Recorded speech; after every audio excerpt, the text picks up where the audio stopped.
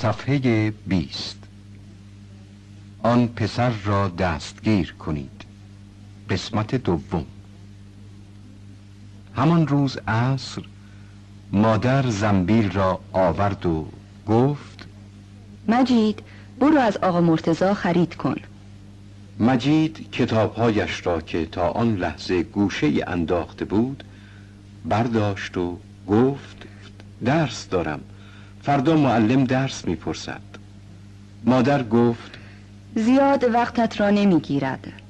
مجید گفت خیلی درس دارم، شما که نمیخواهید من رد بشوم.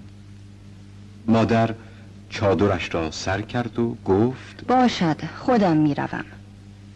از آن پس مجید درس را بهانه میکرد و برای خرید نمیرفت. میترسید آقا مرتضی با دیدن او یادش بیاید که همان روزی که یکی از توپها گم شد مجید در مغازه بود. یک روز مجید سراسیمه زنگ زد و در را با صدای وحشتناکی پشت سرش به هم کوبید. کیفش را گوشه ای انداخت و پشت رخت خوابها پنهان شد. مادر حیرت زده به اون نگاه کرد و پرسید چی شده؟ مجید سرش را تکان داد. مادر بار دیگر پرسید با کسی دعوا کردی؟ مجید باز هم سرش را تکان داد. مادر با اعتراض گفت پس معنی این کارها چیست؟ اصلا تو چرا اینطوری شده ای؟ مادر غرغر کنان رفت و مجید در حالی که از ترس پشت رخت خوابها مچاله شده بود به یاد آورد که چطور از دست آقا مرتضی فرار کرده بود. وقتی از مدرسه برمیگشت آقا مرتضی را دیده بود. آقا مرتضی فریاد زده بود مجید مجید. مجید با دیدن او شروع به دویدن کرده بود. آقا مرتضی هم قدمهایش را تندتر کرده بود و گفته بود صبر کن مجید. ولی مجید بی اعتنا به او تند دویده بود تا به خانه رسیده بود و پشت رخت خوابها پنهان شده بود. مجید در همین فکرها بود که زنگ نفسش بند آمد. احساس کرد دست بزرگی جلوی دهانش را گرفته و نمیگذارد نفس بکشد. با خودش گفت آقا مرتضی است. وقتی مادر در حیاط را باز کرد مجید صدای مردی را شنید. دیگر مطمئن بود که آقا مرتضی برای گرفتن توپ آمده است. ولی در اتاق که باز شد صدای صاف و روشن پدر را شنید که می گفت وسایلم آماده است. تازه آن موقع بود که مجید به یاد آورد که پدرش برای مأموریت به مسافرت می رود. این چند روز آنقدر حواسش به فرار از دست آقا مرتضی و آقای پلیس محله بود که به هیچ چیز دیگر اهمیت نمی داده است. آرام از پشت رخت خوابها سرک کشید. پدر با دیدنش خندید و گفت چطوری پسر؟ سوغاتی برایت چه بیاورم؟ مادر گفت فکر نمی کنم وقت سوغاتی خریدن داشته باشی. پدر در حالی که چمدانش را برمی داشت گفت در هر حال یک چیزی برایش می آورم. خب دیگر باید بروم، دیر می شود. دستکش هایم کجاست؟ مادر همه جا را برای پیدا کردن دستکش ها جستجو کرد.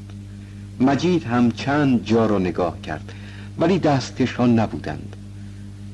پدر که کم کم عصبانی می شد گفت یعنی چه؟ پس این دستکش ها کجاست؟ مادر دست پاچه گفت حتما یه جایی گذاشته ای، صبر کن الان پیدا می شود. پدر گفت دیرم شده است، باید بروم.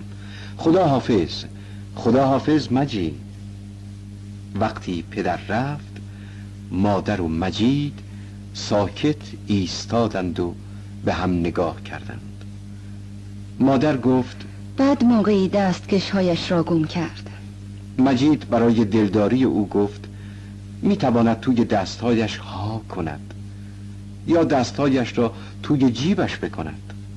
مادر خندید و گفت ای کاش همین سفارش ها را به او می کردیم. روز بعد آسمان صاف و آبی بود. بادی که از روی زمین‌های یخزده می‌گذشت با خود سوز و سرما به همراه داشت. آقای پلیس محله کنار در مدرسه منتظر مجید ایستاده بود. سرما گونه‌های او را سرخ کرده بود. وقتی زنگ تعطیل مدرسه زده شد، بچه‌ها با سر و صدا از مدرسه بیرون ریختند.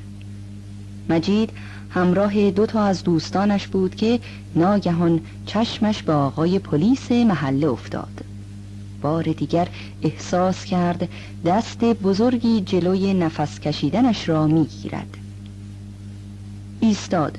دوستانش با اعتراض گفتند زود باش، چرا نمی آیی؟ مجید گفت شما بروید، خودکارم را توی کلاس جا گذاشتم. یکی از دوستانش گفت ما منتظرت میمانیم، زود برگرد. مجید به طرف کلاس دوید. کلاس از هیاهوی همیشگی خالی بود.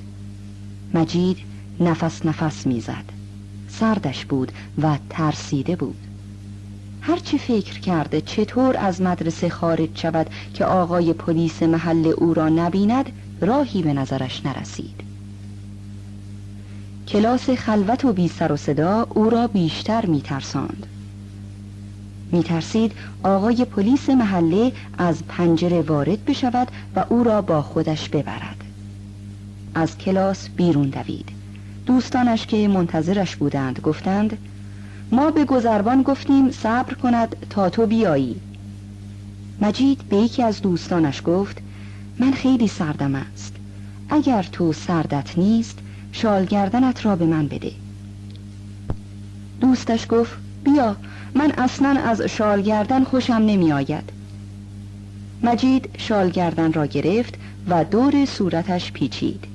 کلاهش را هم تا روی ابروهایش پایین کشید. به نظر خودش اگر مادر هم او را میدید نمی شناخت. گذربان پرچم را جلوی ماشین ها گرفت. ماشین ها ایستادند و بچه ها که از سرما حال و حوصله نداشتند بی سر و صدا از خیابان گذشتند. وقتی مجید آن طرف چهارراه رسید صدای آقای پلیس محله را شنید که گفت مجید. مجید با شنیدن صدای او شروع به دویدن کرد. دوستانش با تعجب به هم نگاه کردند.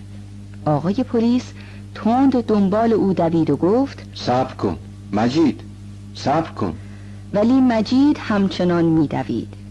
آقای پلیس محله سوار موتورسیکلت شد و دنبال او راه افتاد. همانطور که مجید میدوید باد سردی به صورتش میخورد و اشک چشمهایش را سرازیر میکرد. صدای آقای پلیس محله را هم به طور مبهم میشنید که میگفت آن پسر را دستگیر کنید، آن پسر را دستگیر کنید. مجید احساس کرد آقای پلیس فاصله کمی با او دارد. برگشت که او را ببیند. ناگهان روی یخها سر خورد و افتاد. مجید در خانه خوابیده بود. آقای پلیس محله و آقا مرتضی هم کنارش نشسته بودند. مادر در آشپزخانه چای می‌ریخت.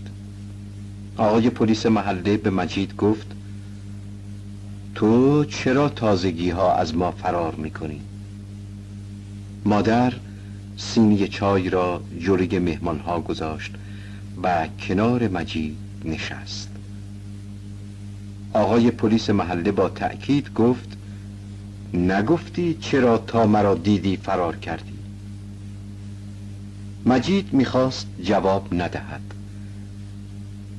ولی 6 چشم با کنجکاوی و انتظار به دهان او دوخته شده بودند.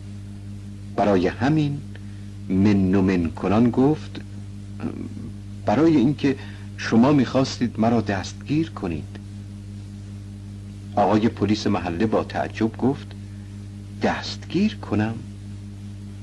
مجید گفت آره، مگه شما نبودید که پشت سرم میگفتید آن پسر را دستگیر کنید؟ آقای پلیس محله و آقا مرتضی با تعجب به هم نگاه کردند. بعد آقای پلیس شروع به خندیدن کرد. حالا نخند کی بخند. وقتی حسابی خندید گفت عجب پسر، گوشهای تو هم مثل این که یخ زده است. من گفتم بیا دستکشهای پدرت را بگیر.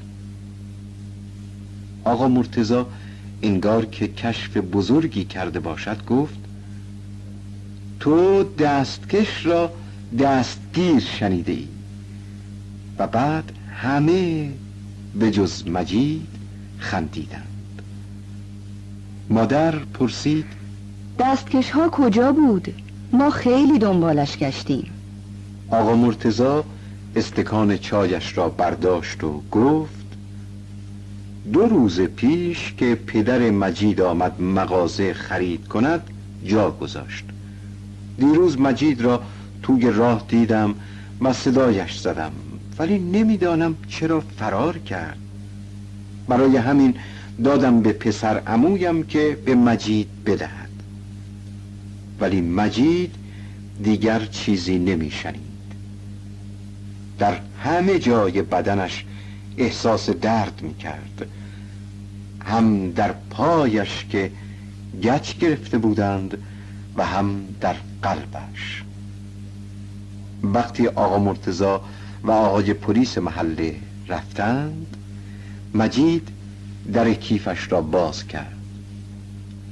توپ کوچک ماهوتی هنوز ته کیفش بود، ولی چقدر کثیف شده بود.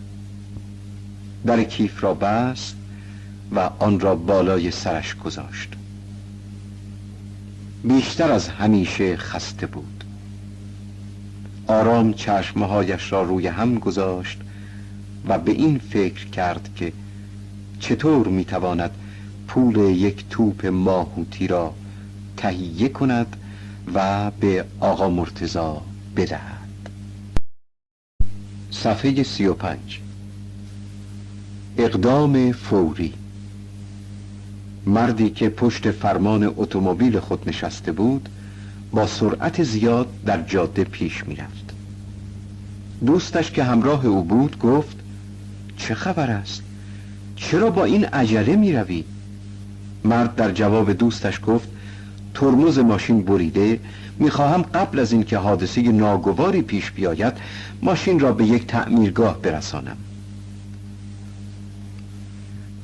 اسب سوار ناشی. مردی که اسب سواری بلد نبود سوار اسبی شد که زین نداشت. هر قدمی که اسب برمی داشت مرد مقداری از روی اسب به طرف دم اسب سر می‌خورد تا جایی که او یک دفعه متوجه شد که کم مانده از پشت اسب پایین بیفتد. برای همین فریاد زد آهای، این اسب تمام شد، یک اسب دیگر بیاورید. عذر بدتر از گناه. پلیس به راننده‌ای که با سرعت رانندگی می‌کرد ایستاد تا او را جریمه کند. مادر بزرگ راننده‌ای که در صندلی عقب نشسته بود با لحن التماس‌آمیزی گفت سرکار او را ببخشید، طفلکی تصدیق ندارد.